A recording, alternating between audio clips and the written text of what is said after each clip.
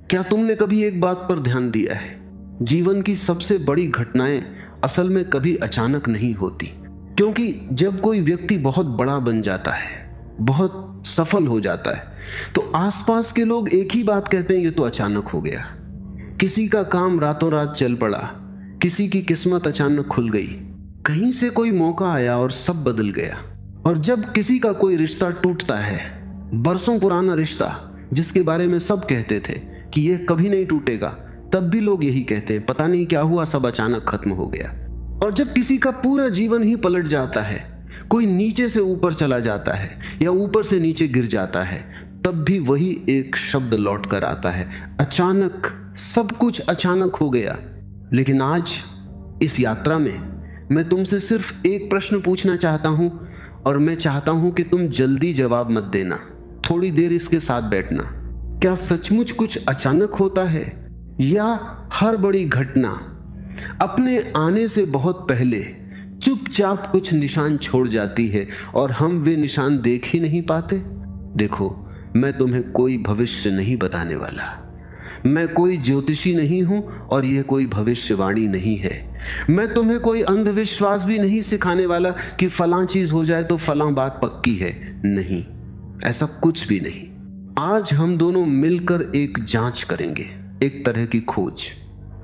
जैसे कोई जासूस किसी घटनास्थल पर पहुंचता है और मिट्टी पर पड़े छोटे छोटे निशानों से पूरी कहानी पढ़ लेता है, वैसे ही हम जीवन के छोड़े हुए निशानों को पढ़ना सीखेंगे।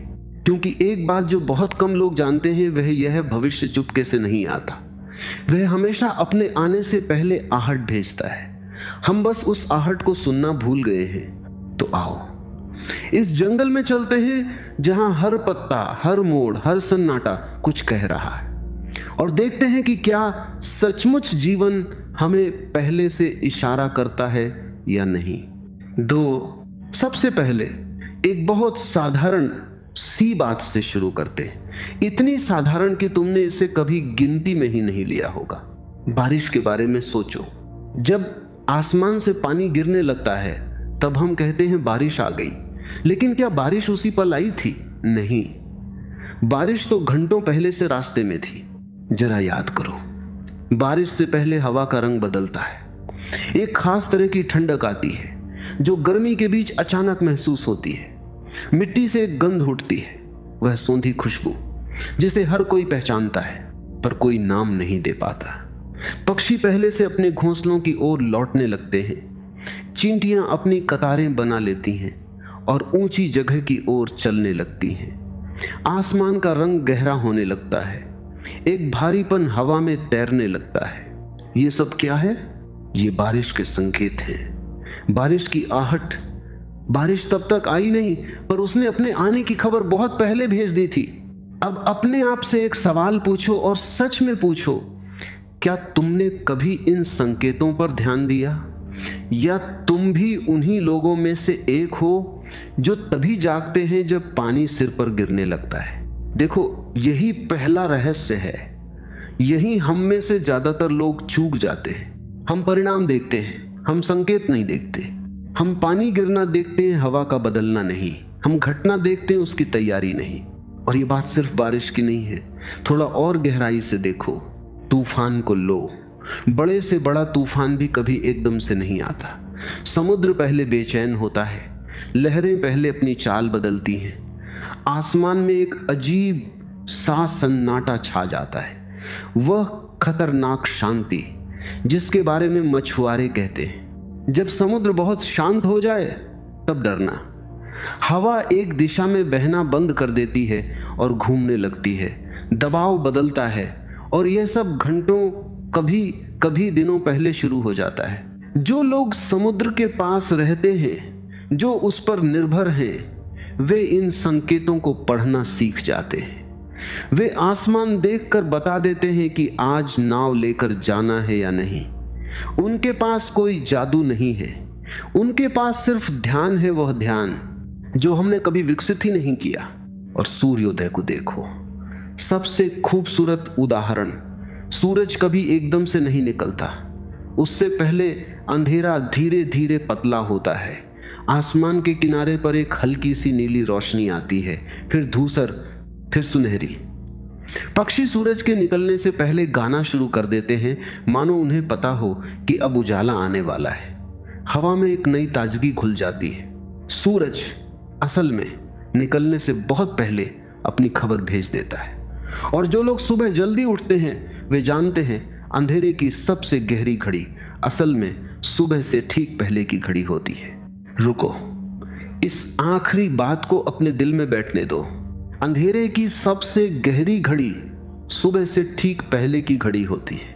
क्या यह सिर्फ सूरज की बात है या यह तुम्हारे जीवन के बारे में भी कुछ कह रही है? मौसम बदलते देखो। सर्दी एक रात में नहीं आती।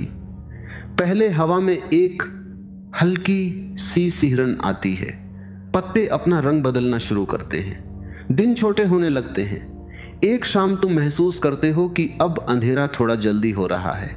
ये छोटे छोटे संकेत हफ्तों पहले से आ रहे होते हैं, पर हम तभी कहते हैं सर्दी आ गई जब हमें कंबल निकालना पड़ता है। अब इन सबको एक साथ रख कर देखो, बारिश, तूफान, सूर्योदय, मौसम का बदलना। प्रकृति में कुछ भी कभी भी अचानक नहीं होता। हर बड़ी चीज अपने आने से पहले छोटे छोटे निशान छोड़ती है। हर परिवर्तन की एक भूमिका होती है जो पर्दे के पीछे चुपचाप तैयार होती रहती है। और अगर प्रकृति में कुछ अचानक नहीं होता तो क्या तुम्हें सच में लगता है कि तुम्हारे जीवन में कुछ अचानक होता होगा?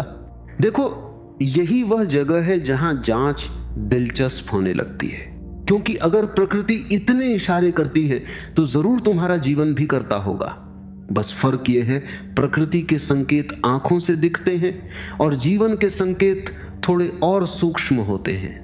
वे बाहर नहीं, अक्सर भीतर दिखाई देते हैं और इसीलिए ज्यादातर लोग उन्हें कभी पकड़ ही नहीं पाते।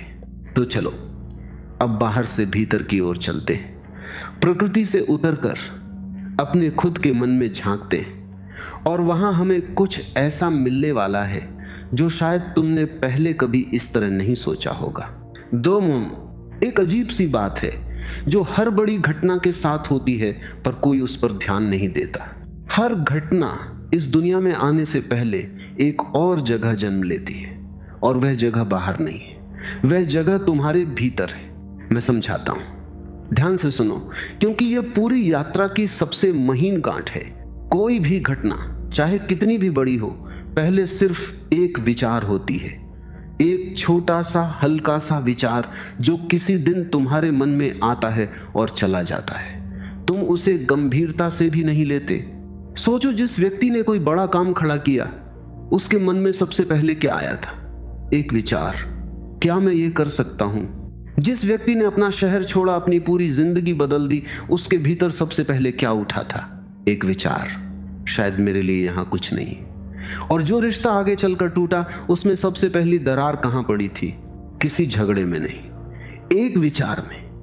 एक दिन किसी के मन में चुपके से ये आया था, अब वह पहले जैसी बात नहीं रही। देखो, यहां ठहरो, घटना अभी कहीं नहीं थी, बाहर कुछ नहीं बदला था, पर भीतर एक बीज पड़ चुका था। अब अपने आप से पूछो, पिछले कुछ महीनों में ऐसे कौन कौन से विचार हैं जो बार बार तुम्हारे मन में आ रहे हैं और तुम उन्हें हर बार टाल देते हो? इस सवाल को हल्के में मत लेना, क्योंकि यहीं से सब शुरू होता है। विचार के बाद क्या आता है? भावना। जो विचार बार बार लौटता है वह धीरे धीरे एक भावना बन जाता है। पहले वह सिर्फ दिमाग में था, अब वह दिल में उतरने लगता है। एक बेचैनी, एक खिंचाव, एक हल्की सी उदासी या एक हल्का सा उत्साह जिसकी कोई साफ वजह तुम नहीं बता पाते। तुम कोई काम कर रहे होते हो और भीतर कुछ कहता है यह अब मेरा नहीं है, या तुम किसी नई चीज के बारे में सुनते हो और भीतर कुछ चमक उठता है, यह कुछ है। यह भावना असल में विचार का बड़ा होना है। बीज से पहली कोमपल का फूटना और भावना के बाद दिशा। जब भीतर कोई भावना गहरी होने लगती है तो हमारा ध्यान, हमारी रुचि और हमारी नजर अनजाने में एक खास दिशा में मुड़ने लगती है। हम उसी तरह की चीजें नोटिस करने लगते हैं, उसी से जुड़ी बातें हमें खींचने लगती हैं। तुमने कभी देखा है जब तुम मन ही मन को चाहने लगते हो? तो अचानक वही चीज तुम्हें हर तरफ दिखने लगती है। वह चीज पहले भी वही थी, बस तुम्हारी दिशा बदल गई। दिशा के बाद व्यवहार। जब दिशा बदलती है तो हमारे छोटे छोटे काम बदलने लगते हैं। हम अलग चुनाव करने लगते हैं, थोड़ा अलग बोलने लगते हैं, थोड़ा अलग समय बिताने लगते हैं। ये बदलाव इतने छोटे होते हैं कि हमें खुद भी पता नहीं चलता, पर वे जमा होते रहते हैं। व्यवहार के बाद परिस्थिति। जब हमारा व्यवहार बदलता है तो हमारे आसपास की दुनिया भी हमें अलग जवाब देने लगती है। अलग लोग जुड़ते हैं, अलग दरवाजे खुलते हैं, पुराने दरवाजे धीरे धीरे बंद होने लगते हैं। हमारी परिस्थिति जो हमें बाहरी लगती है, असल में हमारे भीतरी बदलाव का ही नतीजा होती है। और परिस्थिति के बाद आखिर में घटना। अब तुम पीछे मुड़कर देखो, विचार, भावना, दिशा, व्यवहार, परिस्थिति, घटना। देखा? जिसे दुनिया अचानक हुई घटना कहती है, वह असल में एक लंबी चुपचाप चलती हुई प्रक्रिया का आखिरी कदम है। घटना तो बस वह पल है जब अंदर पकता हुआ फल आखिरकार जमीन पर गिरता है और हम सिर्फ गिरना देखते हैं, पकना नहीं। यही एक नया कोण सामने आता है और यह बेहद जरूरी है। एक साधारण व्यक्ति घटना के पल पर चौंकता है, पर एक सजग व्यक्ति घटना के जन्म को बहुत पहले देख लेता है। वह विचार के स्तर पर ही समझ जाता है कि अंदर कुछ करवट ले रहा है। वह भावना के स्तर पर ही पहचान लेता है कि कोई परिवर्तन जन्म ले रहा है। मनोविज्ञान में इसके लिए एक बहुत सुंदर बात कही जाती है। हमारा मन असल में हमें हमेशा छोटे छोटे संदेश भेजता रहता है, सपनों में, बार बार आने वाले ख्यालों में, उन चीजों में जो हमें बेचैन करती हैं या खींचती हैं। पर हमारा सजग मन इतने शोर में डूबा रहता है कि वह इन धीमे संदेशों को सुन ही नहीं पाता। ये संदेश गलत नहीं होते, बस अनसुने रह जाते हैं। तो जो हमने अभी देखा वह यह है, हर भविष्य पहले अदृश्य रूप में जन्म लेता है। पहले वह कहीं दिखता नहीं, वह तुम्हारे भीतर एक विचार के रूप में, एक भावना के रूप में चुपचाप पल रहा होता है। और जिस दिन वह बाहर दिखाई देता है, उस दिन वह असल में काफी पुराना हो चुका होता है। अब एक सवाल स्वाभाविक रूप से उठता है, अगर भविष्य पहले अदृश्य रूप में भीतर ही जन्म लेता है, तो क्या वह हमें कोई इशारा भी करता है? क्या भीतर पकती हुई यह घटना बाहर निकलने से पहले हमें कोई संकेत देती है कि वह आ रही है? और इसका जवाब हाँ है, बिल्कुल देती है। पर यह संकेत बहुत धीमा होता है, इतना धीमा कि मैं इसे एक ही शब्द में कह सकता हूं, जीवन सबसे पहले फुसफुसाता है। सोचो, जब तुम्हारे शरीर में कोई बीमारी आने वाली होती है तो वह पहले कैसे आती है? क्या वह सीधे तेज बुखार के साथ आती है? नहीं, पहले एक हल्की सी थकान आती है, एक भारीपन, एक छोटा सा संकेत जिसे तुम नजरअंदाज कर देते हो। अरे कुछ नहीं, बस थोड़ा थका हूं। शरीर तुमसे फुसफुसा रहा था, उसने धीरे से कहा था रुक जाओ, थोड़ा आराम कर लो, पर तुमने नहीं सुना। फिर वह दोहराता है। अगले दिन थकान थोड़ी और बढ़ जाती है, नींद ठीक से नहीं आती, शरीर अब थोड़ा जोर से कह रहा है, पर तुम अभी भी व्यस्त हो, अभी भी सुनने को तैयार नहीं। फिर वह और साफ करता है। अब कोई दर्द शुरू होता है, कोई स्पष्ट लक्षण दिखाई देता है। अब तुम्हें थोड़ा ध्यान देना पड़ता है, पर तुम फिर भी टालमटोल करते हो। और फिर आखिर में जीवन फुसफुसाना बंद कर देता है। अब वह उसे घटना बना देता है। अब तुम बिस्तर पर हो और तब तुम कहते हो ये अचानक कैसे हो गया? अचानक नहीं, जीवन तो हफ्तों से फुसफुसा रहा था, बस तुमने उसकी फुसफुसाहट को अनसुना किया और सिर्फ उसके शोर को सुना। ठहरो और इस पैटर्न को सिर्फ बीमारी तक मत रोको, क्योंकि जीवन हर जगह इसी तरह बात करता है। रिश्तों को देखो, कोई रिश्ता कभी एक झगड़े से नहीं टूटता। पहले एक छोटी सी दूरी आती है, इतनी छोटी कि तुम उसे गिनती में भी नहीं लेते। बातचीत में पहले जैसी गर्माहट थोड़ी कम हो जाती है, कोई फोन थोड़ी देर से उठाता है, किसी संदेश का जवाब थोड़ी देर से आता है। एक छोटी सी खामोशी जो पहले नहीं थी, अब बीच बीच में आने लगती है। यह जीवन की फुसफुसाहट है। रिश्ता धीरे से कह रहा है यहां कुछ बदल रहा है, ध्यान दो। पर अक्सर हम क्या करते हैं, हम कहते हैं अरे सब ठीक है, बस थोड़ा व्यस्त हैं। हम फुसफुसाहट को टाल देते हैं, फिर वह दोहराती है, दूरी थोड़ी और बढ़ती है, फिर वह साफ होती है। अब छोटी छोटी बातों पर खटास आने लगती है और फिर एक दिन वह घटना बन जाती है, रिश्ता टूट जाता है और दोनों लोग हैरान खड़े रहते हैं, यह सोचते हुए कि सब अचानक कैसे खत्म हो गया।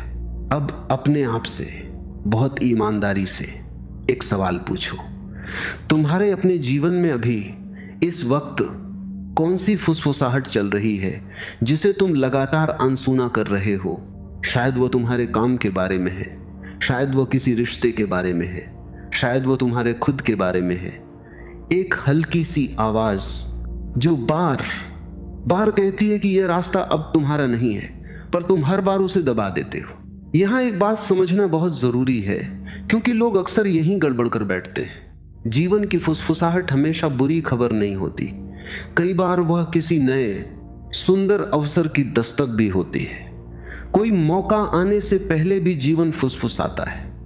पहले एक छोटा सा संयोग होता है, फिर वही चीज किसी और तरीके से सामने आती है, फिर कोई व्यक्ति अचानक उसी विषय की बात छेड़ देता है।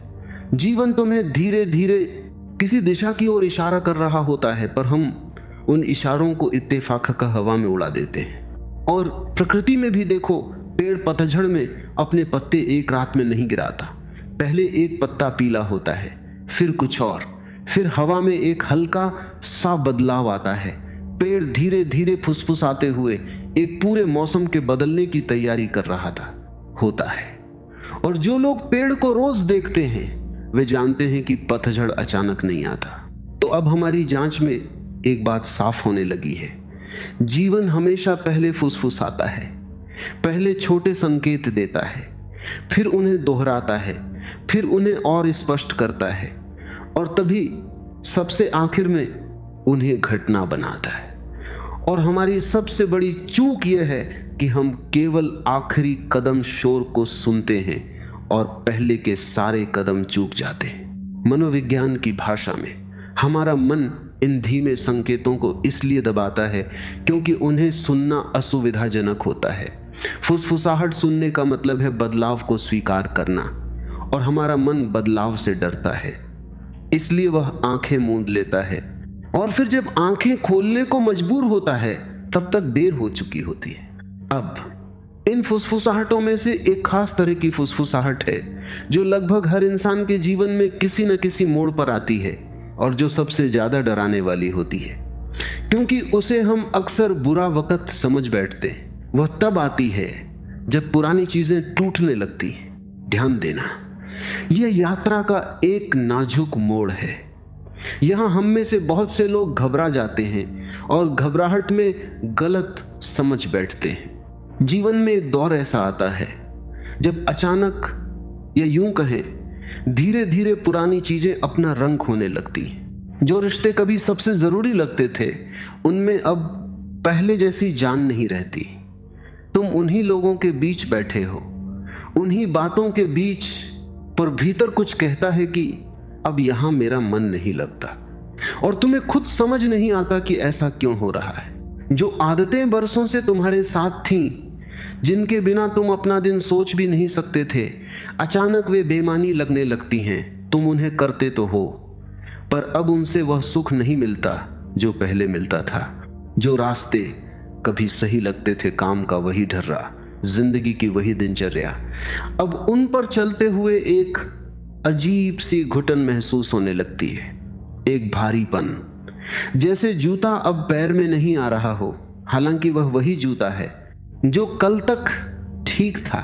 और तो और कभी कभी तुम्हें अपनी खुद की पहचान भी अजीब लगने लगती है। जिस तरह के व्यक्ति को तुम सालों से मैं कहते आए हो, उससे अब एक दूरी सी महसूस होती है।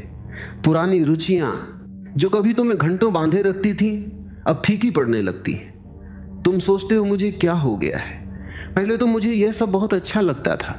रुको और खुद से एक सीधा सा सवाल पूछो, इस वक्त तुम्हारे जीवन में ऐसी कौन सी चीज है जो पहले बहुत जरूरी लगती थी पर अब धीरे धीरे अपना आकर्षण खोती जा रही है? जो उत्तर सबसे पहले मन में आए उसे पकड़ना, क्योंकि अब हम उस उत्तर के पीछे का रहस्य खोलने वाले हैं। ज्यादातर लोग जब उनके जीवन में यह टूटन का दौर आता है तो डर जाते हैं। उन्हें लगता है कि कुछ गड़बड़ हो रहा है, कि उनके साथ कुछ बुरा घट रहा है, कि उनका जीवन बिखर रहा है।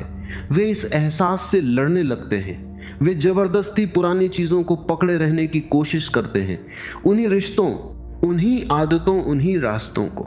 पर यही जांच एक चौंकाने वाला मोड़ लेती है। हर टूटन विनाश नहीं होती। इसे फिर से पढ़ो। हर टूटन विनाश नहीं होती। प्रकृति से एक उदाहरण लो, क्योंकि प्रकृति इस रहस्य को सबसे साफ तरीके से दिखाती है। जब एक बीज से पौधा निकलता है तो सबसे पहले क्या होता है? बीज का खोल टूटता है। उसे टूटना ही पड़ता है। अगर वह खोल न टूटे तो भीतर का जीवन बाहर ही नहीं आ सकता।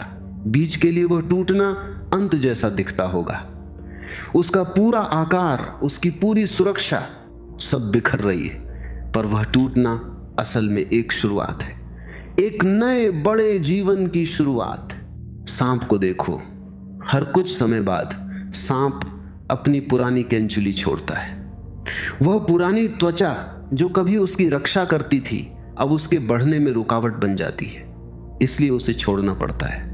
वह त्वचा टूटती है, उतरती है, और तभी सांप आगे बढ़ पाता है और बड़ा हो पाता है। केकड़ा अपना पुराना कवच तोड़ता है ताकि नया बड़ा कवच बना सके, और इस बीच के समय में वह सबसे कमजोर, सबसे नाजुक होता है, पर यही उसके बढ़ने का एकमात्र रास्ता है। अब इन सबको एक साथ रख कर देखो। प्रकृति में बढ़ने से पहले हमेशा कुछ टूटता है।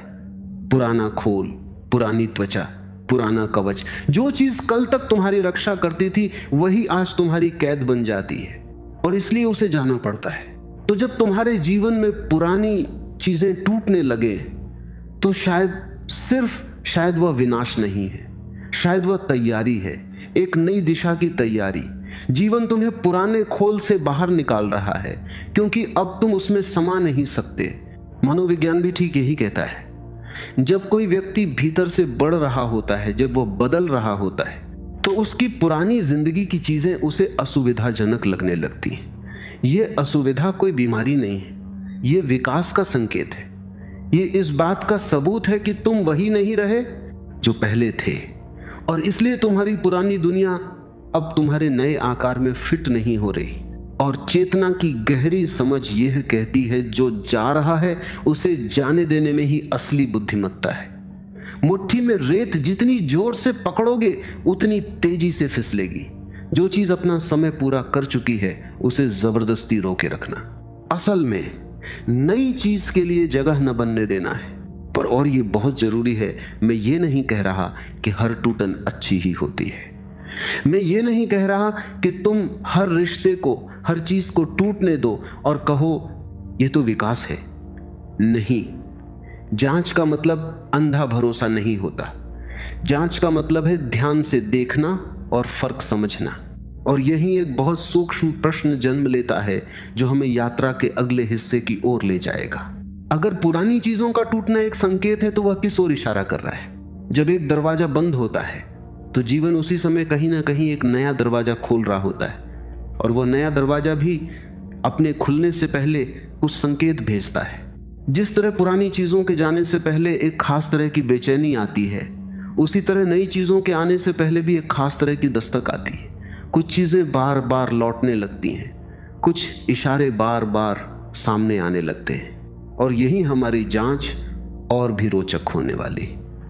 क्योंकि अब हम सिर्फ टूटना नहीं देखेंगे, अब हम देखेंगे कि टूटने के बीच चुपचाप क्या नया जन्म ले रहा है। पर वह इस यात्रा के अगले पड़ाव की बात है। जो होने वाला है उसे आने से पहले देखो। तो हमने देखा कि जब जीवन में पुरानी चीजें टूटती हैं तो वह अक्सर अंत नहीं, एक तैयारी होती है। पर अब असली सवाल यह है, किस चीज की तैयारी? जब एक तरफ कुछ बिखर रहा होता है तो दूसरी तरफ बहुत चुपचाप कुछ और जुड़ रहा होता है, और अगर तुम ध्यान से देखो तो वह कुछ और तुम्हें इशारे भेजना शुरू कर चुका होता है। जरा अपने ही जीवन में झांको। क्या तुमने कभी महसूस किया है कि कोई एक खास विचार बिना किसी वजह के बार बार तुम्हारे मन में लौट आता है? तुम उसे भगाते हो, वह फिर आ जाता है। तुम उसे भूलने की कोशिश करते हो और किसी अनजान पल में वह फिर सामने आ खड़ा होता है। कोई ख्याल, कोई इच्छा, कोई दिशा जो जाने का नाम ही नहीं लेती। रुको और सोचो, ऐसा कौन सा विचार है जो इन दिनों बार बार तुम्हारे पास लौट रहा है? देखो, हम आमतौर पर ऐसी चीजों को बस यूं ही कहकर टाल देते हैं, पर जांच में हम कुछ भी बस यूं ही नहीं छोड़ते, क्योंकि जो विचार बार बार लौटता है वह कोई बेकार का ख्याल नहीं होता, वह एक संकेत होता है। जीवन तुम्हें वही चीज बार बार इसलिए दिखा रहा है क्योंकि उसमें तुम्हारे लिए कुछ छिपा है, और सिर्फ विचार ही नहीं। ध्यान दो तो तुम पाओगे कि कुछ अवसर भी बार बार आते हैं। एक ही तरह का मौका अलग अलग रूपों में, अलग अलग दरवाजों से तुम्हारे सामने आता रहता है। तुम एक बार उसे टाल देते हो, वह दूसरे रास्ते से फिर आता है। तुम दूसरी बार उसे छोड़ देते हो, वह तीसरी बार किसी और शक्ल में सामने आ जाता है। और कुछ लोग, कितनी बार ऐसा होता है कि कुछ लोग बार बार तुम्हारे जीवन में आते हैं, या एक ही तरह के लोग अलग अलग चेहरों के साथ तुमसे टकराते हैं, जैसे जीवन तुम्हें एक ही सबका बार बार अलग अलग शिक्षकों के जरिए पढ़ाना चाहता हो। और कुछ विषय, कोई एक चीज, कोई एक क्षेत्र, कोई एक सवाल जो बार बार तुम्हारा ध्यान खींचता है। तुम जहां भी जाते हो वही चीज किसी न किसी रूप में सामने आ जाती है। एक किताब में, एक बातचीत में, एक वीडियो में, किसी अनजान व्यक्ति के मुंह से, जैसे पूरा संसार मिलकर तुम्हें एक ही दिशा की ओर इशारा कर रहा हो। अब ठहर कर बहुत ध्यान से अपने आप से पूछो, इन दिनों कौन सी चीज है जो बार बार बिना बुलाए तुम्हारे सामने आ रही है? यहां एक छोटा सा रहस्य खुलता है जिसे मनोविज्ञान बहुत खूबसूरती से समझाता है। हमारा मन असल में उन्हीं चीजों को नोटिस करता है जो उसके लिए अभी जरूरी बन गई हैं। जब भीतर कोई बीज पड़ता है, जब कोई दिशा जन्म लेती है, तो हमारा ध्यान अपने आप उसी से जुड़ी चीजों की ओर खींचने लगता है। वह चीज शायद पहले भी दुनिया में मौजूद थी, पर अब तुम्हें दिखने लगी है, क्योंकि अब तुम्हारे भीतर उसके लिए जगह बन गई है। तो जब कोई चीज बार बार तुम्हारे सामने आए तो वह दो बातें बता रही होती है। एक कि वह चीज बाहर मौजूद है, और दो, और यह ज्यादा गहरी बात है, कि वह चीज अब तुम्हारे भीतर भी जगह बना चुकी है। तुम्हारा भीतर और बाहर उसी एक दिशा में आ खड़े हुए हैं। और यही प्रकृति फिर हमें एक संकेत देती है। वसंत आने से पहले बर्फ के नीचे, जमीन के भीतर चुपचाप बीज अंकुरित होने लगते हैं। ऊपर से सब कुछ अभी जमा हुआ सोना बेजान दिखता है, पर भीतर अंधेरे में जीवन करवट ले रहा होता है। फिर एक दिन एक छोटी सी हरी कोंपल बर्फ को चीरकर बाहर निकलती है, और जो लोग सिर्फ ऊपरी सतह देखते हैं वे कहते हैं, अरे अचानक हरियाली आ गई। पर जो जमीन को जानते हैं वे जानते हैं कि यह हरियाली हफ्तों से चुपचाप तैयार हो रही थी। प्रवासी पक्षियों को देखो, मौसम बदलने से बहुत पहले उनके भीतर एक बेचैनी जागती है, एक खिंचाव किसी दूर की दिशा की ओर। उन्हें किसी ने नक्शा नहीं दिया, किसी ने रास्ता नहीं बताया, पर वे उठते हैं और हजारों मील की उड़ान पर निकल पड़ते हैं, क्योंकि भीतर एक संकेत उन्हें बुला रहा होता है। वे उस बुलावे को अनसुना नहीं करते, वे उस पर भरोसा करते हैं। और शायद यही इंसान और बाकी प्रकृति में फर्क है। प्रकृति अपने भीतर के संकेतों पर भरोसा करती है और इंसान अपने भीतर के संकेतों से बहस करता है। चेतना की गहरी समझ ये कहती है, जब कोई चीज बार बार लौटती है तो जीवन तुमसे एक सवाल पूछ रहा होता है, और जब तक तुम उस सवाल का जवाब नहीं देते वह सवाल लौटता रहेगा, हर बार थोड़ा और जोर से, थोड़ा और साफ। पर और ये बहुत जरूरी है, मैं ये नहीं कह रहा कि हर दोहराई जाने वाली चीज कोई दैवी संदेश है जिसके पीछे तुम्हें आंख मूंद कर भागना चाहिए। नहीं, ये जांच है, अंधभक्ति नहीं। दोहराव सिर्फ इतना कहता है, यहां ध्यान दो, यहां कुछ है। वो तुम्हें यह नहीं कहता कि इसके पीछे दौड़ो। पहला काम है देखना, पहचानना, नोटिस करना। और बस यही, जब हम दोहराव की बात करते हैं, हमारी पूरी यात्रा का पहला बड़ा मोड़ आता है। क्योंकि एक चीज का बार लौटना, यही असल में हमें संयोग और पैटर्न के सबसे गहरे रहस्य तक ले जाता है। ध्यान देना, अब हम एक ऐसी जगह पहुंच रहे हैं जहां साधारण इंसान और दूरदृष्टि वाले इंसान के बीच की रेखा खिंचती है। एक साधारण व्यक्ति जीवन को कैसे देखता है? वह घटनाओं को देखता है। एक घटना हुई, उसने देखी। दूसरी घटना हुई, उसने वह भी देखी। तीसरी घटना हुई, उसने वह भी देख ली। पर उसके लिए ये तीनों घटनाएं अलग अलग बिखरी हुई, एक दूसरे से कटी हुई हैं। तीन अलग बिंदु जिनके बीच कोई रेखा नहीं। और एक सजग व्यक्ति, वह इन्हीं तीन बिंदुओं को देखता है, पर वह कुछ और भी देखता है। वह इन तीनों के बीच की रेखा देखता है।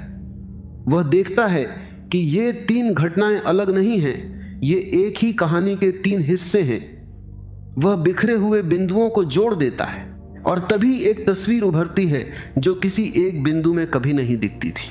यही मेरे दोस्त घटना देखने और पैटर्न देखने के बीच का फर्क है, और यही दूरदृष्टि की असली जड़ है। मैं समझाता हूं कि यह कैसे काम करता है।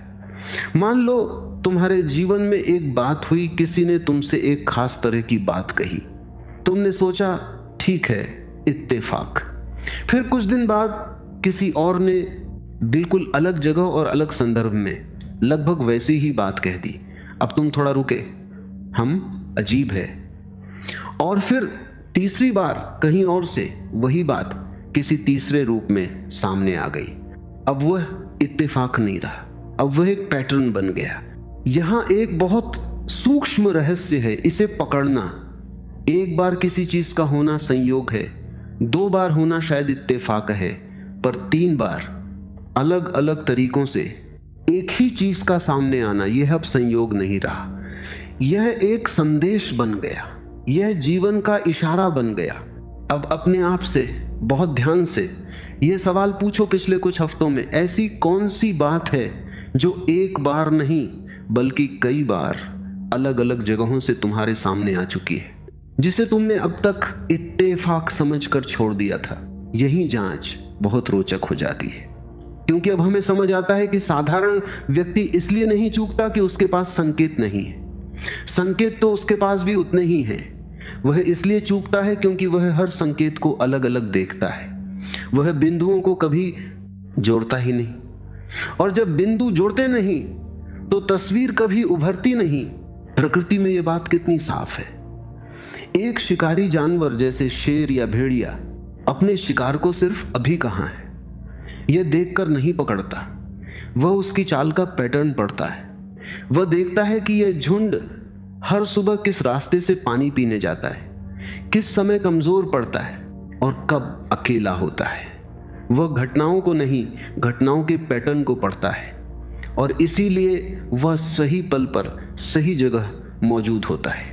उसकी सफलता ताकत में नहीं, उसके पैटर्न पढ़ने की क्षमता में है। मधुमक्खियों को देखो। एक मधुमक्खी जब फूलों का रस ढूंढती है तो वह बेतरतीब नहीं उड़ती।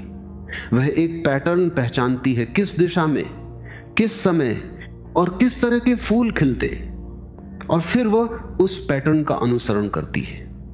प्रकृति का हर कुशल जीव असल में एक पैटर्न पाठक है। मनोविज्ञान की भाषा में इसे पैटर्न रिकॉग्निशन कहते हैं, और यह हमारे दिमाग की सबसे शक्तिशाली क्षमताओं में से एक है। हमारा दिमाग बना ही इसलिए है कि वह बिखरी हुई जानकारी में से छिपा हुआ ढांचा खोज ले। पर आधुनिक जीवन के शोर में इतनी सारी चीजों के बीच हमने इस क्षमता का इस्तेमाल करना लगभग बंद कर दिया है। हम जानकारी के समुद्र में डूबे हुए हैं, पर पैटर्न के मामले में भूखे रह गए हैं। और चेतना की गहरी समझ यह कहती है, पैटर्न देखने के लिए तुम्हें एक चीज की जरूरत होती है जो आज सबसे दुर्लभ हो गई है, और वह है ठहराव। बिंदुओं को जोड़ने के लिए तुम्हें रुक कर पीछे देखना पड़ता है। जो व्यक्ति लगातार भागता रहता है, जो कभी रुककर अपने जीवन को पीछे मुड़कर नहीं देखता, वह कभी पैटर्न नहीं देख पाएगा, क्योंकि पैटर्न हमेशा थोड़ी दूरी से ही दिखाई देता है। बहुत पास से देखो तो सिर्फ बिंदु दिखते हैं, थोड़ा पीछे हटो तो तस्वीर उभरती है। यह पहला बड़ा मोड़ है। यही दूरदृष्टि का जन्म होता है। दूरदृष्टि कोई जादुई शक्ति नहीं है जिससे तुम भविष्य देख लेते हो। दूरदृष्टि असल में बिखरे हुए संकेतों को जोड़कर एक दिशा पहचान लेने की क्षमता है। तुम भविष्य नहीं देखते, तुम उस दिशा को देखते हो जिस ओर मौजूदा पैटर्न इशारा कर रहा है। पर अब एक बहुत जरूरी सवाल उठता है, और शायद यह सवाल अभी तुम्हारे मन में भी कहीं है। ठीक है, मान लिया कि पैटर्न है, पर अगर पैटर्न इतने ही साफ हैं तो हर कोई उन्हें क्यों नहीं देख पाता? और सबसे बड़ी बात, क्या मैं उन्हें देख पाऊंगा, या ये किसी खास तरह के लोगों की ही बात है? और यह सवाल हमें यात्रा के एक बेहद मुक्तिदायक रहस्य तक ले जाता है, क्योंकि इसका जवाब जो शायद तुम्हें चौंका दे यह है कि संकेत देखना कोई जन्मजात तोहफा नहीं है। यह कुछ चुने हुए लोगों का विशेषाधिकार नहीं है। संकेत दिखाई नहीं देते, संकेतों को देखना सीखना पड़ता है। रुको, इस वाक्य पर थोड़ी देर ठहरो, क्योंकि यह पूरी यात्रा का सबसे आजाद कर देने वाला सच है। जब लोग किसी ऐसे इंसान को देखते हैं जो पहले से भांप लेता है, जो कहता है मुझे पहले से लग रहा था कि ऐसा होगा, और सच में वैसा हो जाता है, तो लोग सोचते हैं कि उसके पास कोई खास शक्ति है, कोई अलौकिक क्षमता, कोई छठी इंद्रिय जो उन्हें मिली ही नहीं। पर यह सच नहीं है, और यह जान लेना तुम्हारे लिए सब कुछ बदल सकता है। जो व्यक्ति संकेत पढ़ लेता है उसके पास कोई जादू नहीं होता, उसके पास एक कौशल होता है, और कौशल, यही तो सबसे खूबसूरत बात है, सीखा जा सकता है, विकसित किया जा सकता है, अभ्यास से पैना किया जा सकता है। ठीक वैसे ही जैसे कोई और कौशल। इसे समझने के लिए एक खोजी के बारे में सोचो, एक जासूस, एक ट्रैकर जो जंगल में निशानों को पढ़ता है। एक आम आदमी जंगल में जाता है और जमीन पर सिर्फ मिट्टी देखता है, बस मिट्टी, घास, पत्ते, उसके लिए वहां कुछ नहीं। पर एक कुशल ट्रैकर उसी जमीन पर बहुत कुछ देखता है। वह एक हल्के से दबे हुए निशान को देखता है और बता देता है कि यहां से कोई जानवर गुजरा है। वह उस निशान की गहराई देखकर बता देता है कि जानवर भारी था या हल्का। वह निशान के किनारों को देखकर बता देता है कि वह कितनी देर पहले गुजरा। वह एक टूटी हुई टहनी, एक दबी हुई घास, एक उलटा हुआ पत्ता देखकर पूरी कहानी पढ़ लेता है। कौन गुजरा, कब गुजरा, किस दिशा में गया। अब यहां ध्यान देना, क्या ट्रैकर के पास आम आदमी से अलग आंखें हैं? नहीं, दोनों की आंखें एक जैसी हैं, दोनों के सामने एक ही जमीन है। फर्क आंखों में नहीं है, फर्क देखने में है। ट्रैकर ने सालों के अभ्यास से अपनी नजर को प्रशिक्षित किया है। उसने सीखा है कि किन चीजों पर ध्यान देना है, उसकी प्रतितु में देखने हैं। आंखें वही हैं, पर उसका ध्यान बदल चुका है। और ठीक यही बात जीवन के संकेतों पर लागू होती है। तुम्हारे पास और किसी से अलग आंखें नहीं हैं। तुम्हारे सामने वही जीवन है, वही संकेत है जो किसी और के सामने है। फर्क सिर्फ इतना है कि किसी ने अपनी नजर को प्रशिक्षित किया है और किसी ने नहीं। और यह बात सिर्फ जंगल के ट्रैकर तक सीमित नहीं है। अपने आसपास देखो, हर कुशल इंसान असल में एक पैटर्न पाठक है। एक अनुभवी डॉक्टर के बारे में सोचो। वह मरीज के चेहरे को देखता है, उसकी चाल को देखता है, उसकी आंखों के रंग को देखता है, और अक्सर बीमारी के बारे में बहुत कुछ भांप लेता है इससे पहले कि कोई जांच हो। क्या यह जादू है? नहीं, यह हजारों मरीजों को देखने से बना हुआ कौशल है। उसने इतने लक्षण देखे हैं कि अब उसका मन अपने आप पैटर्न जोड़ देता है। एक पुराने किसान के बारे में सोचो। वह आसमान देखता है, हवा को महसूस करता है और बता देता है कि आज बारिश होगी या नहीं। उसके पास कोई यंत्र नहीं है, उसके पास सिर्फ दशकों का ध्यान है। उसने आसमान को इतनी बार पढ़ा है कि अब वह उसकी भाषा समझता है। और एक मां के बारे में सोचो।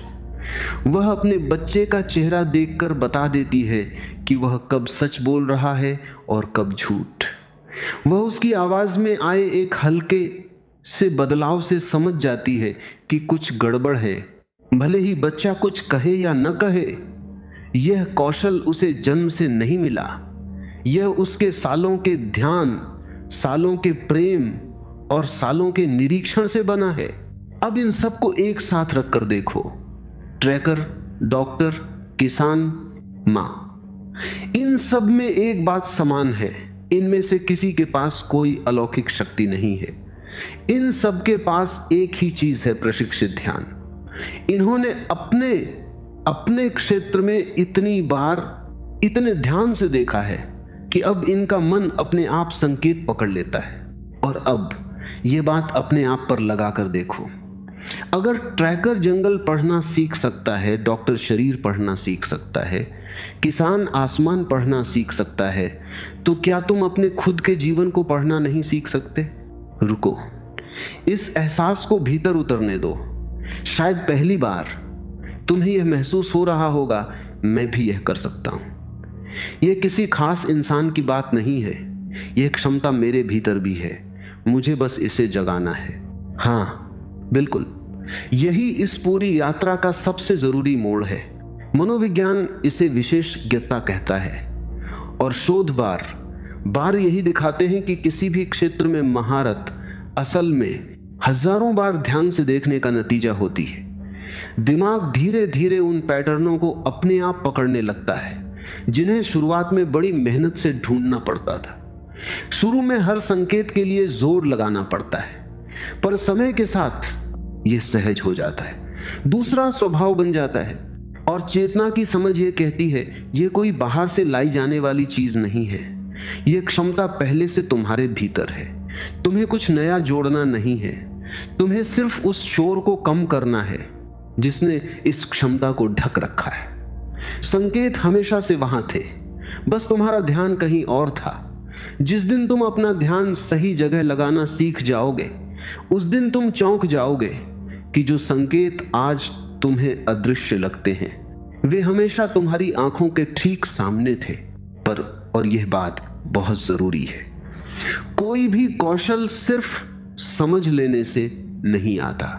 तुम तैरने की किताब पढ़कर तैरना नहीं सीख सकते, तुम्हें पानी में उतरना पड़ता है। तुम चाहे संकेतों के बारे में कितना भी जान लो, जब तक तुम खुद देखना शुरू नहीं करते, यह क्षमता तुम्हारे भीतर सोई रहेगी। तो अब हम समझ की दुनिया से निकलकर अभ्यास की दुनिया में कदम रख रहे हैं। और जैसा मैंने कहा था, यहां सबसे पहला नियम तुम्हें चौंका सकता है। तुम्हें कुछ करना नहीं है, तुम्हें सिर्फ देखना है, पर ठहरो।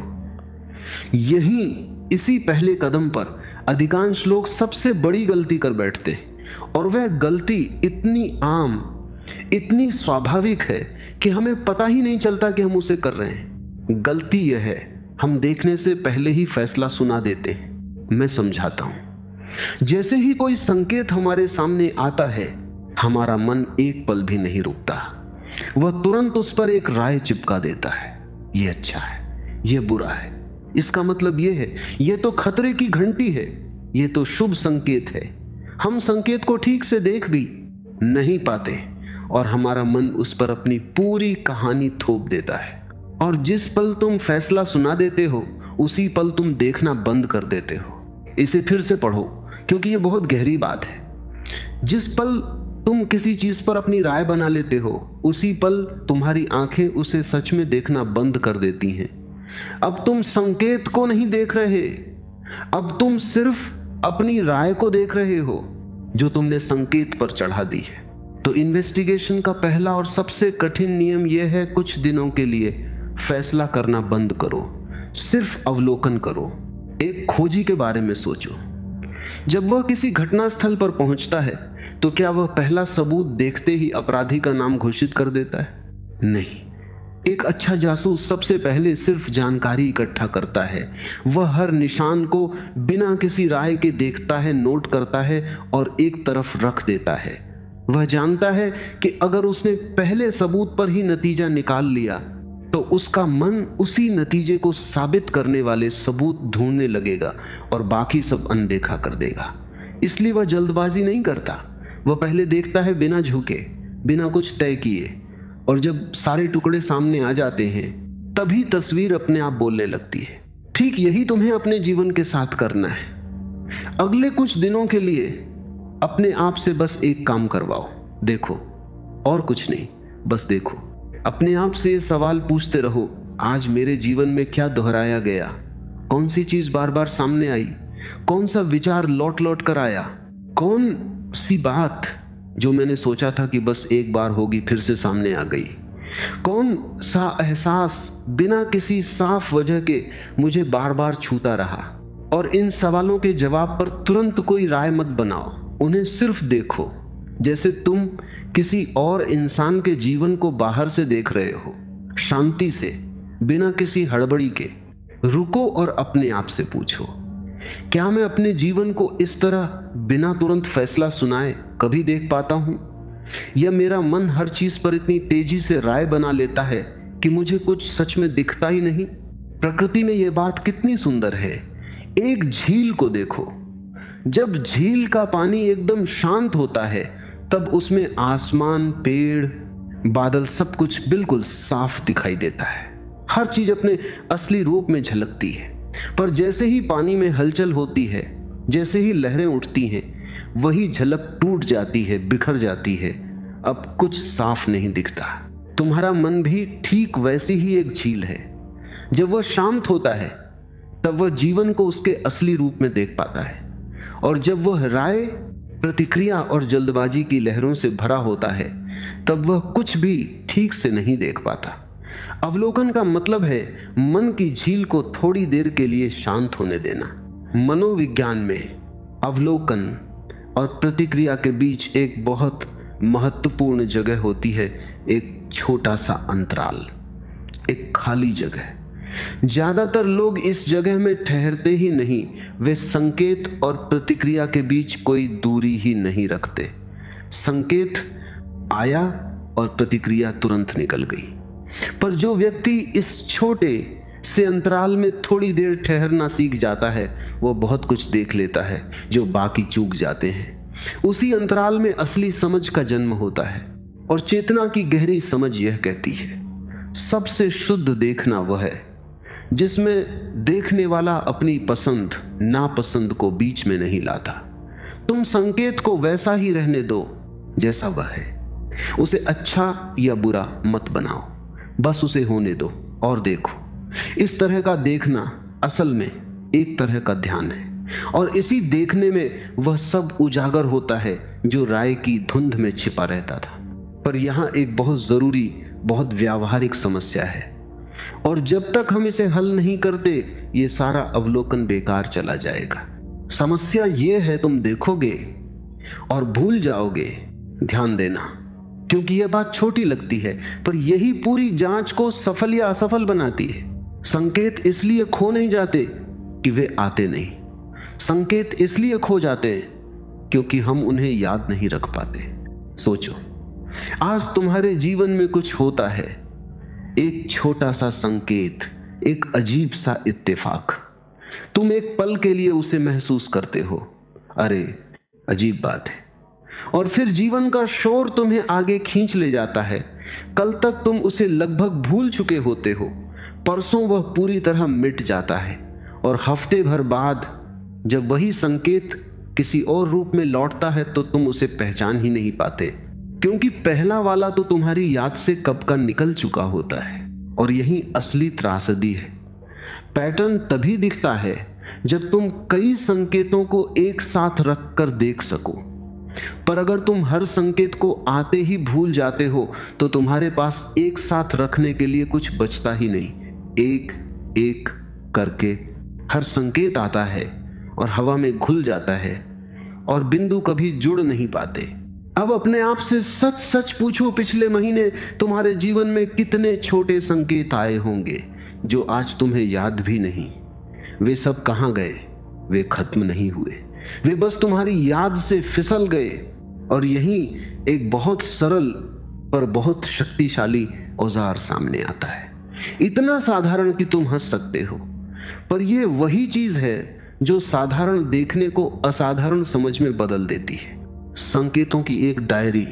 रुको, हड़बड़ी मत करो, यह कोई भारी भरकम अनुशासन वाली डायरी नहीं है जिससे तुम घबरा जाओ।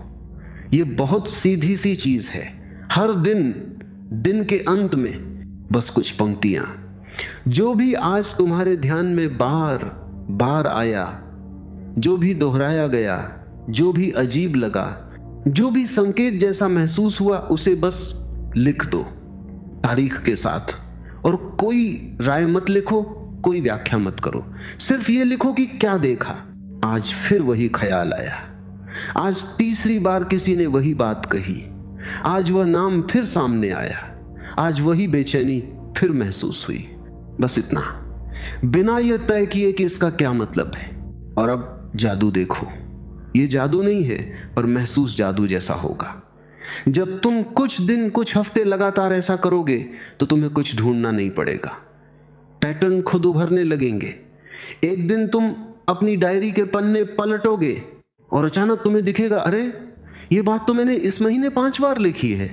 वह बात जो हर बार अलग अलग दिन अकेली और मामूली लगती थी, जब वह एक साथ एक ही जगह इकट्ठा होती है, तब वह चीख कर अपनी कहानी सुनाती है। यही डायरी की असली ताकत है। वह तुम्हारी भूलने वाली याद के बाहर एक स्थायी जगह बना देती है, जहां संकेत जमा होते रहते हैं, और जब वे जमा होते हैं तभी वे पैटर्न बनते हैं। डायरी असल में तुम्हारी अपनी जिंदगी का वह दर्पण है जिसमें तुम वह देख पाते हो जो रोजमर्रा की भागदौड़ में कभी नहीं दिखता। प्रकृति इस बात को कितनी खूबसूरती से दिखाती है। एक पेड़ के तने को काटो तो उसमें गोल गोल छल्ले दिखते हैं। हर छल्ला 1 साल की कहानी है। उस साल बारिश ज्यादा हुई या कम, मौसम कैसा रहा, पेड़ ने कितनी तकलीफ झेली या कितनी खुशहाली देखी, सब उन छल्लों में दर्ज है। पेड़ ने अपनी पूरी जिंदगी का रिकॉर्ड अपने ही भीतर चुपचाप लिख रखा है, और इसीलिए सालों बाद भी वह कहानी पढ़ी जा सकती है। नदी के किनारे जमी हुई मिट्टी की परतों को देखो। हर परत किसी बीते हुए दौर की गवाह है। नीचे की परत सबसे पुरानी, ऊपर की सबसे नई। उन परतों को पढ़कर वैज्ञानिक हजारों साल पुराना इतिहास बता देते हैं, क्योंकि प्रकृति ने उसे परत दर परत दर्ज कर रखा है। प्रकृति भूलती नहीं, वह लिखती है। और तुम्हारी डायरी असल में तुम्हारी अपनी जिंदगी की वैसी ही परतें हैं। मनोविज्ञान भी इसी की पुष्टि करता है। जब हम किसी चीज को सिर्फ मन में रखते हैं तो वह धुंधली रहती है, बदलती रहती है, हमारी याद उसे तोड़ मरोड़ देती है। पर जिस पल हम उसे कागज पर उतारते हैं वह बाहर आ जाती है। अब हम उसे एक दूरी से एक वस्तु की तरह देख सकते हैं। लिखना असल में अदृश्य को दृश्य बना देता है। जो विचार मन में पकड़ में नहीं आता था वह कागज पर साफ खड़ा हो जाता है, जिसे हम देख सकते हैं, जोड़ सकते हैं और पहचान सकते हैं। और चेतना की समझ यह कहती है, लिखने की क्रिया असल में ध्यान की एक क्रिया है। जब तुम दिन के अंत में रुककर लिखते हो कि आज मैंने क्या देखा, तो तुम सिर्फ लिख नहीं रहे होते, तुम अपने दिन को दोबारा होशपूर्वक जी रहे होते हो। तुम उस तेज बहती हुई जिंदगी को एक पल के लिए रोक कर उसे देख रहे होते हो। और यही ठहराव, यही होशपूर्वक देखना धीरे धीरे तुम्हें एक ज्यादा सजग इंसान बना देता है, भले तुम्हें खुद पता ना चले। पर और यहां रुकना जरूरी है, क्योंकि यहीं एक बहुत गहरी गलतफहमी जन्म लेती है। जब लोग संकेत पढ़ना सीखने लगते हैं, जब उन्हें पैटर्न दिखने लगते हैं, तो उनके मन में अक्सर एक खतरनाक इच्छा जाग उठती है। वे सोचते हैं, अच्छा अब मैं संकेत पढ़ सकता हूं, तो अब मैं भविष्य को अपने हिसाब से मोड़ लूंगा, अब मैं हर बुरी चीज को आने से पहले रोक दूंगा, अब मैं सब कुछ नियंत्रित कर लूंगा। और यहीं वे एक भूल कर बैठते हैं जो उन्हें फिर से बेचैनी और निराशा की ओर ले जाती है, क्योंकि संकेतों का असली उद्देश्य यह है ही नहीं। ध्यान से सुनो, क्योंकि यह पूरी यात्रा की सबसे शांति देने वाली समझ है। संकेतों का उद्देश्य भविष्य को बदलना नहीं है, संकेतों का उद्देश्य तुम्हें भविष्य के लिए तैयार करना है। ये दोनों बातें सुनने में एक जैसी लग सकती हैं, पर इनमें जमीन आसमान का फर्क है, और यह फर्क समझ लेना तुम्हारे भीतर की आधी बेचैनी को मिटा सकता है। मौसम की चेतावनी के बारे में सोचो। यह सबसे साफ उदाहरण है। जब मौसम विभाग कहता है कि कल बड़ा तूफान आने वाला है, तो क्या वह चेतावनी तूफान को रोक देती है? नहीं, बिल्कुल नहीं। तूफान फिर भी आएगा। चेतावनी तूफान को नहीं रोकती। फिर उस चेतावनी का फायदा क्या है? फायदा यह है कि जो लोग चेतावनी सुनते हैं वे तैयार हो जाते हैं। वे अपनी नावें किनारे पर बांध लेते हैं। वे जरूरी सामान, खाना और पानी पहले से इकट्ठा कर लेते हैं। वे अपने बच्चों को सुरक्षित जगह ले जाते हैं। वे खिड़कियां बंद कर लेते हैं, छत मजबूत कर लेते हैं। तूफान आता है, पूरे जोर से आता है, पर वे उसके लिए तैयार होते हैं और इसीलिए वे बच जाते हैं। और जो चेतावनी को नहीं सुनते, उन पर भी वही तूफान आता है, बिल्कुल वही, पर वे बेखबर होते हैं, वे चौंकते हैं, वे घबराते हैं, और जो नुकसान तैयारी से बचाया जा सकता था वह उन्हें झेलना पड़ता है। अब ध्यान दो, दोनों पर तूफान एक जैसा आया। फर्क तूफान में नहीं था, फर्क तैयारी में था। यही जीवन के संकेतों का असली अर्थ है। जीवन तुम्हें संकेत इसलिए नहीं देता कि तुम होने वाली हर चीज को रोक दो। बहुत कुछ है जो रोका ही नहीं जा सकता। कुछ बदलाव आएंगे ही, कुछ मोड़ आएंगे ही, कुछ अंत होंगे ही, कुछ शुरुआतें होंगी ही। तुम तूफान को नहीं रोक सकते, पर तुम्हें बेखबर पकड़े जाने की जरूरत नहीं है। रुको और अपने आप से पूछो, मेरी जिंदगी में कितनी बार ऐसा हुआ है कि कोई बात मुझे अचानक लगी, जबकि अगर मैं ध्यान देता तो शायद मैं उसके लिए तैयार हो सकता था। कितनी बार मैं सिर्फ इसलिए हिल गया क्योंकि मैं बेखबर था, इसलिए नहीं कि घटना बहुत बड़ी थी। यही एक बहुत गहरी मनोवैज्ञानिक सच्चाई खुलती है। हमारी ज्यादातर बेचैनी असल में चीजों को नियंत्रित करने की इच्छा से पैदा होती है। हम चाहते हैं कि सब कुछ हमारे हिसाब से हो, कुछ भी अनचाहा ना आए। और जब जीवन हमारी इस इच्छा को नहीं मानता, जो वह कभी पूरी तरह नहीं मानता, तब हम टूटते हैं। पर जिस पल तुम नियंत्रण की जगह तैयारी को अपना लक्ष्य बना लेते हो, उसी पल एक गहरी शांति उतरती है, क्योंकि नियंत्रण तुम्हारे हाथ में कभी नहीं था, पर तैयारी हमेशा तुम्हारे हाथ में है। प्रकृति यह बात अपने हर जीव में दिखाती है। गिलहरी सर्दी को रोक नहीं सकती, वह सर्दी को आने से नहीं टाल सकती, पर वह क्या करती है? वह पतझड़ में सर्दी आने से बहुत पहले मेवे और बीज इकट्ठा करके छिपा लेती है। सर्दी आती है, बर्फ गिरती है, सब जम जाता है, पर गिलहरी के पास भोजन होता है, क्योंकि उसने संकेत पढ़ा था और तैयारी कर ली थी। उसने मौसम को नहीं बदला, उसने खुद को मौसम के लिए तैयार किया। चींटियां बरसात को नहीं रोक सकती, पर वे गर्मियों में चुपचाप अपना अनाज इकट्ठा कर लेती हैं। पेड़ सर्दी को नहीं रोक सकता, पर वह पतझड़ में अपने पत्ते गिराकर, अपनी ऊर्जा बचाकर उस कठिन मौसम के लिए तैयार हो जाता है। पूरी प्रकृति एक ही बात जानती है, आने वाले को रोको मत, उसके लिए तैयार हो जाओ। और चेतना की सबसे गहरी समझ यह कहती है, असली शक्ति घटनाओं को बदलने में नहीं है। असली शक्ति यह है कि चाहे जो भी घटना आए, उसके लिए भीतर से तैयार होना। जो व्यक्ति यह समझ लेता है, वह जीवन से लड़ना बंद कर देता है। वह जीवन के साथ बहना सीख जाता है, पर आंखें खुली रखकर। वह हर मोड़ को पहले से नहीं जानता, पर वह हर मोड़ के लिए तैयार रहता है। और यह तैयारी असल में एक तरह की निर्भयता बन जाती है। इसलिए जब तुम अपने जीवन के संकेत पढ़ो, तो उनसे यह मत पूछो कि मैं इसे कैसे रोकूं। उनसे यह पूछो, ये मुझे किस चीज के लिए तैयार होने को कह रहा है। मुझे अपने भीतर, अपने जीवन में क्या तैयारी कर लेनी चाहिए, ताकि जब ये आए तो मैं बेखबर न रहूं। ये एक छोटा सा सवाल है, पर यह तुम्हारे और जीवन के रिश्ते को पूरी तरह बदल देता है। डर की जगह तैयारी आ जाती है, और तैयारी असल में डर का सबसे बड़ा इलाज है। और अब इसी तैयारी में एक बहुत बड़ा, बहुत सुंदर लाभ छिपा है। एक ऐसा लाभ जो उस इंसान को बाकी सबसे अलग खड़ा कर देता है। एक ऐसी बढ़त जो शोर में नहीं, चुपचाप काम करती है। क्योंकि जो व्यक्ति संकेत पढ़कर पहले से तैयार रहता है, और जो व्यक्ति घटना के बाद चौंक कर जागता है, इन दोनों के जीवन में समय के साथ एक बहुत बड़ा फर्क बन जाता है। और वह फर्क क्या है, ये इस यात्रा के अगले पड़ाव की बात है। तो वो फर्क क्या है उस इंसान में जो पहले से तैयार रहता है? और उस इंसान में जो घटना के बाद चौंक जागता है। देखो, पहली नजर में ये फर्क छोटा लगता है, एक थोड़ा पहले जान गया, एक थोड़ा बाद में, बस इतना ही है ना। पर रुको, समय के साथ ये थोड़ा सा फर्क दो बिल्कुल अलग जिंदगियों में बदल जाता है। मैं समझाता हूं, जब कोई बड़ा अवसर किसी के जीवन में आता है, कोई मौका, कोई मोड़, कोई दरवाजा, तो अधिकांश लोग उस पल में क्या कर रहे होते हैं? वे अभी समझने की कोशिश कर रहे होते हैं कि यह क्या हो रहा है। वे अभी तैयारी शुरू कर रहे होते हैं, वे अभी हड़बड़ी में अपनी चीजें समेट रहे होते हैं। और जब तक वे तैयार होते हैं तब तक अवसर का दरवाजा अक्सर बंद हो चुका होता है। पर वह इंसान जिसने संकेत पढ़े थे, जिसने पैटर्न देखा था, जो पहले से तैयार बैठा था, उसके लिए वह पल अलग होता है।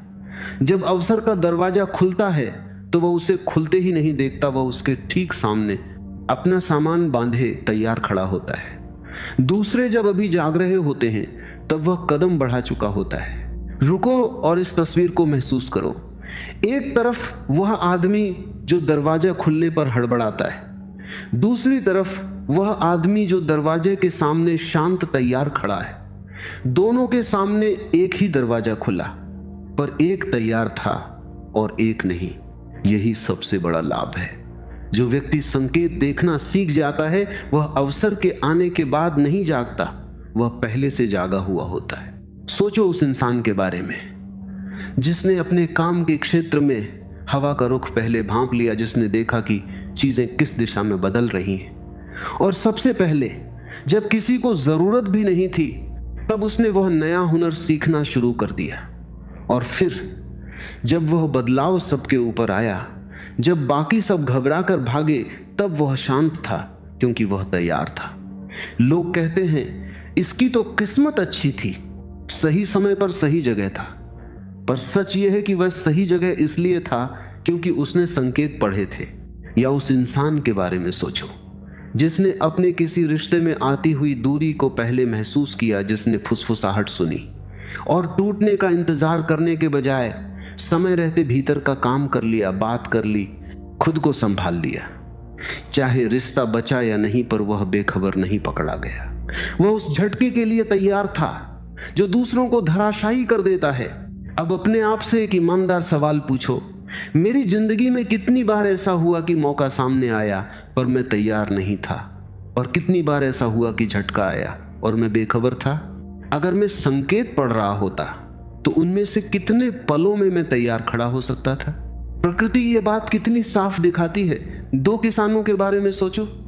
एक किसान आसमान के संकेत पढ़ता है, हवा को महसूस करता है और बारिश आने से पहले अपने खेत जोत देता है, बीज बो देता है। बारिश आती है और उसके बीज तैयार जमीन में सही समय पर पानी पा जाते हैं, फसल लहलहा उठती है। दूसरा किसान इंतजार करता है जब बारिश आ जाएगी तब देखेंगे। बारिश आती है और तब वो हड़बड़ी में खेत जोतने भागता है, पर अब बहुत देर हो चुकी होती है। बारिश का सबसे अच्छा समय निकल जाता है, उसकी फसल कमजोर रह जाती है। दोनों के खेतों पर एक ही आसमान से एक ही बारिश गिरी। फर्क बारिश में नहीं था, फर्क इसमें था कि किसने पहले से तैयारी की और किसने नहीं। मनोविज्ञान में इसे तैयारी की बढ़त कह सकते हैं, और यह बढ़त चुपचाप धीरे धीरे जमा होती है। हर छोटी तैयारी, हर पहले से उठाया गया कदम अकेले देखने पर मामूली लगता है, पर यह सब मिलकर समय के साथ एक बहुत बड़ा अंतर बना देते हैं। यही वजह है कि कुछ लोग बार बार सही समय पर सही जगह पहुंच जाते हैं। यह संयोग नहीं, उनकी जमा की हुई तैयारी का फल होता है। और चेतना की समझ यह कहती है तैयार रहना असल में एक तरह की भीतरी शांति है। जो व्यक्ति तैयार होता है वह डरता नहीं, वह जानता है कि चाहे जो आए वह बेखबर नहीं पकड़ा जाएगा। और यह निश्चिंतता, यह तैयारी की शांति उसके पूरे जीवन को एक अलग गुणवत्ता दे देती है। वह भागते हुए नहीं जीता, वह तैयार होकर जीता है।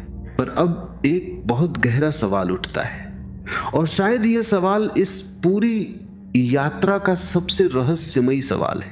अगर कोई चीज अभी आई ही नहीं, अगर वो अभी दिखाई ही नहीं दे रही, तो तुम उसके लिए तैयारी कैसे कर सकते हो? तुम उसे महसूस कैसे कर सकते हो जो अभी मौजूद ही नहीं है? तुम किसी अनदेखी चीज को कैसे भांप सकते हो? और इसका जवाब मेरे दोस्त इस पूरी जांच का सबसे खूबसूरत रहस्य है। ध्यान से सुनो, यह वह बात है जिसे एक बार समझ लेने के बाद तुम जीवन को फिर कभी पहले जैसा नहीं देख पाओगे। भविष्य दिखाई नहीं देता, पर भविष्य की दिशा दिखाई देती है। तुम आने वाली घटना को नहीं देख सकते, पर तुम उसके आने को महसूस कर सकते हो, और इन दोनों में बहुत बड़ा फर्क है। इसे समझने के लिए एक रेलवे प्लेटफॉर्म की कल्पना करो। तुम वहां खड़े हो, पटरियों की ओर देख रहे हो। दूर तक पटरी जाती है और फिर मुड़ जाती है। ट्रेन अभी कहीं नहीं दिख रही। दूर दूर तक आंखों को कुछ नहीं दिखता, बस खाली पटरी।